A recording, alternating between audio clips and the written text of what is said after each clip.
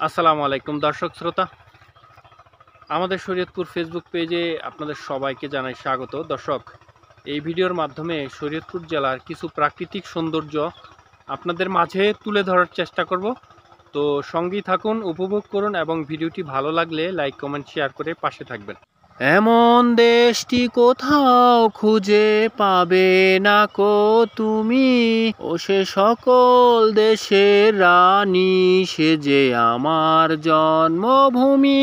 জি হ্যাঁ বন্ধুরা, শরীয়তপুরে আমার জন্মভূমি, শরীয়তপুরে আমার মাতৃভূমি, এই শরীয়তপুরেই আমার শুরু।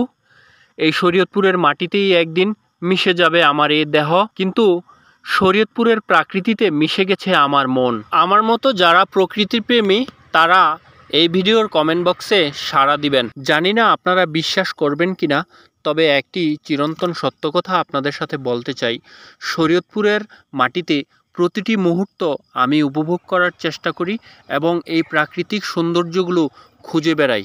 আমাদের এই গ্রামের মাঠগুলোতে স্থানীয় ছেলেপেলেরা খুব মজা করে খেলাধুলো করে থাকে। দর্শক, এই ভিডিওর মাধ্যমে আপনাদের জানাতে চাই, আপনার সন্তান কিংবা আপনার পরিবারের সদস্যদেরকে পরন্ত বিকেলে খোলা মাঠে নিয়ে যাবেন খেলাধুলো করার জন্য। এতে করে তাদের মেধা এবং শরীরের বিকাশ ঘটবে। ফসলের মাঠে কৃষকদের ছাগল ছানাগুলো কচি পাতা খুঁজে বেড়াচ্ছে মজা করে খাওয়ার জন্য। এই দৃশ্যগুলো শুধুমাত্র গ্রামে আসলেই উপলব্ধি করতে পারবেন। শহরের বড় অট্টালিকার চার দেয়ালের মাঝে বসে বিলাসিতা করতে পারবেন, তবে এ ধরনের প্রাকৃতিক সৌন্দর্য উপভোগ করার কোনো সুযোগ নেই।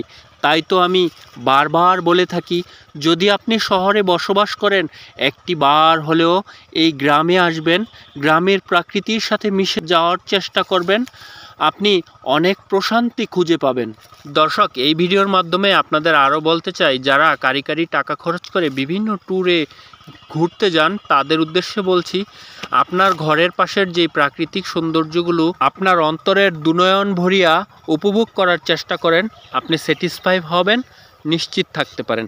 দর্শক, এই গ্রামে যারা কৃষানি রয়েছেন, অবসর সময়ে ফসলের মাঠ থেকে গবাদি পশুর জন্য এভাবেই তারা ঘাস সংগ্রহ করে থাকে। এই প্রাকৃতিক সৌন্দর্যগুলো একমাত্র গ্রামে আসলেই উপভোগ করতে পারবেন। এভাবেই চলে স্থানীয় কৃষকদের। আজকের এই ভিডিওর মাধ্যমে গ্রামের কিছু প্রাকৃতিক সৌন্দর্য আপনাদের মাঝে তুলে ধরার চেষ্টা করলাম।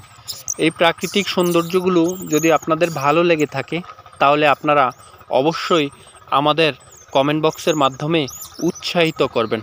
আপনাদের উৎসাহ, আপনাদের ভালোবাসা, আপনাদের উদ্দীপনা নিয়ে সামনের দিনগুলো আরও সুন্দরভাবে দারুণ দারুণ ভিডিও নিয়ে আপনাদের সামনে হাজির হতে চাই।